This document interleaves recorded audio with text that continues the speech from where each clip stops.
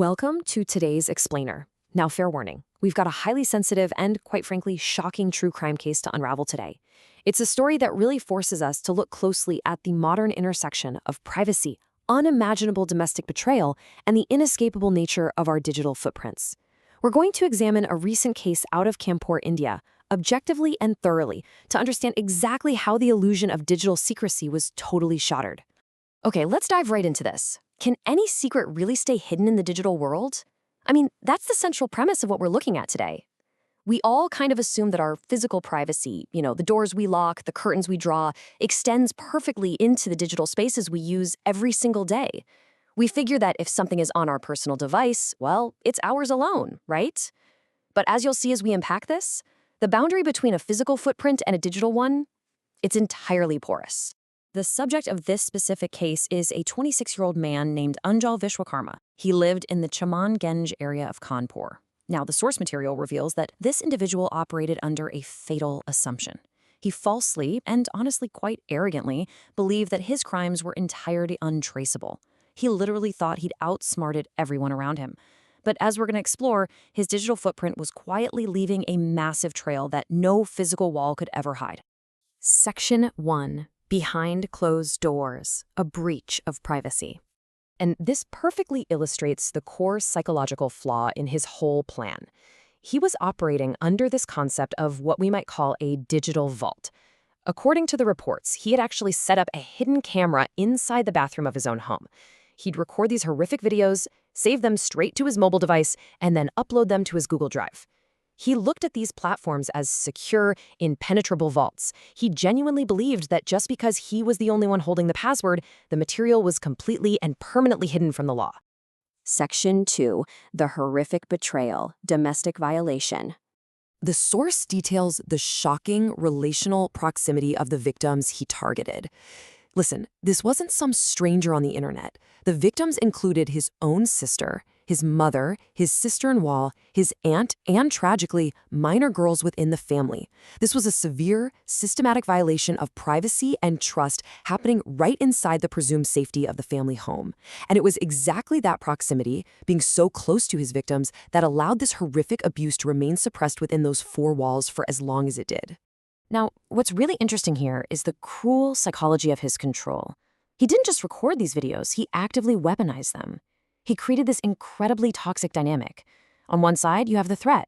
He would actually show these videos to the women in his family, threatening to leak them onto the internet, knowing full well it would cause immense social stigma and totally ruin the family's reputation. And on the flip side, you have the demand. In exchange for not leaking the videos, he demanded total compliance, forcing them to endure continued exploitation and basically keeping them trapped in this awful cycle of fear. He used the very threat of public exposure to enforce silence in his own home. Section 3. Google's digital catch, automated detection. Let's see how this builds, because this sequence is absolutely fascinating from a technological standpoint. This is the digital tripwire that ended it all. Step 1. He uploads his compiled videos to Google Drive for safekeeping. Step 2, well, major tech companies like Google have these highly sophisticated automated algorithms designed specifically to detect child sexual abuse material, or CSAM. Because minor girls were involved in his recordings, the system instantly flagged the highly suspicious illicit content. Step 3, this wasn't just a quiet little warning. The automated system immediately routed a massive red flag to the relevant agencies, culminating in a direct alert to the National Cybercrime Reporting System. And finally, step 4. That information was pushed straight to the Kanpur police, who used his IP footprint to trace the exact location of the uploads. Once that tripwire was crossed, the response was incredibly rapid. I mean, just think about how fast this moved. Within minutes, law enforcement was gathering critical digital information, which accounts were being used, the specific mobile device, the exact IP address. Within hours, they had pinpointed the physical location right back to that house in Chamanganj. That very same day, the police arrived at his door. The source notes that initially he was completely clueless as to why the police were even there. But as they seized his devices and started digging into his digital records, every single secret tumbled out. He was immediately arrested and booked under highly serious charges. Section 4. Digital World Truth. No hidden files.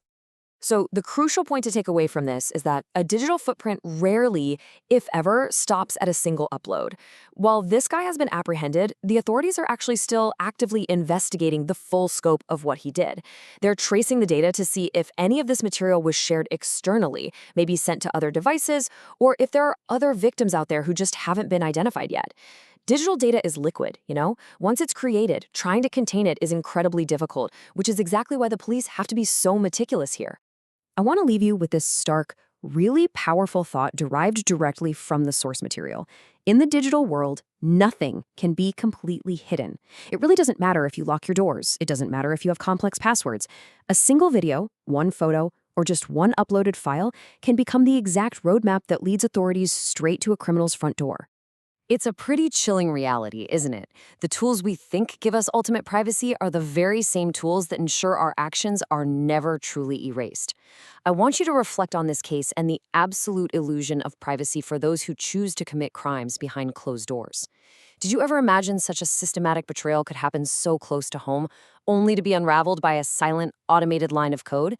Thank you so much for joining me for this explainer. Stay curious, stay informed, and as always, stay aware of your digital surroundings.